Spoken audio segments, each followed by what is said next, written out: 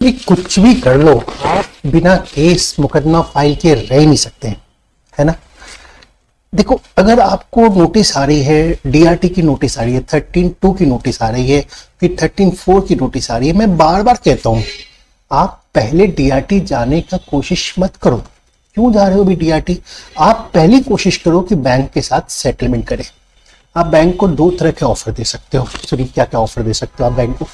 Bank को पहला offer आप दे सकते हो कि भाई वन टाइम सेटलमेंट कर लो हमारे साथ, आपका जो बनता है आप ले लो, उसमें से जो छोड़ सकते हो आप हमें छोड़ दो, हम आपकी सारी पेमेंट कर देंगे। अब आप बोलोगे कि इतना ही पैसा होता तो हम क्या लोन के डिफॉल्ट करते?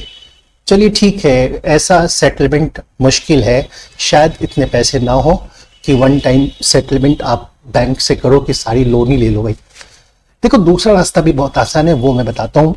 आप डीआरटी अभी मत जाओ, बैंक्स के पास सीधा जाओ और बैंक को बोलो कि साहब जो हमारा अकाउंट एनपीए हुआ है ना, आप उसको रेगुलराइज कर दो, और जो आपका ओवरड्यू अमाउंट है, जो अपनी पेमेंट नहीं किया है ईएमआई, ठीक है, हम उसको पेमेंट करने को रेडी हैं, हम उसको पेमेंट कर रहे हैं।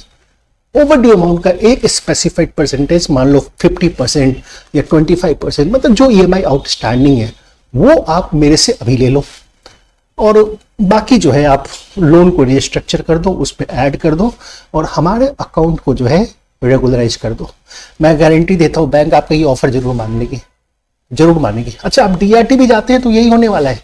आप डीआरटी जाएंगे और डीआरटी में आप ऐसे फाइल करेंगे। अब डीआरटी बोलेगी कि भाई आपको स्टे चाहिए, बैंक को रोक दे पोजीशन लेने से, तुम एक काम करो, हम स्टे देते हैं, आप ओवरड्यू अमाउंट का ये जो परसेंटेज है, ये 50% या 25% आप डिपॉजिट कर दो, हम अभी आपको फिलहाल स्टे दे देते हैं।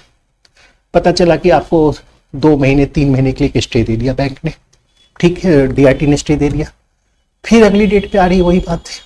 तो पॉसिबल है वहां भी जो होने वाला है वो पता है क्या होने वाला है, आप ये काम बैंक के साथ कर लो, बैंक को भी पता है कि यही होने वाला है, और बैंक आपका इंतजार कर रही है कि आप आओ और ये ऑफर दो और बैंक इस ऑफर को एक्सेप्ट कर ले।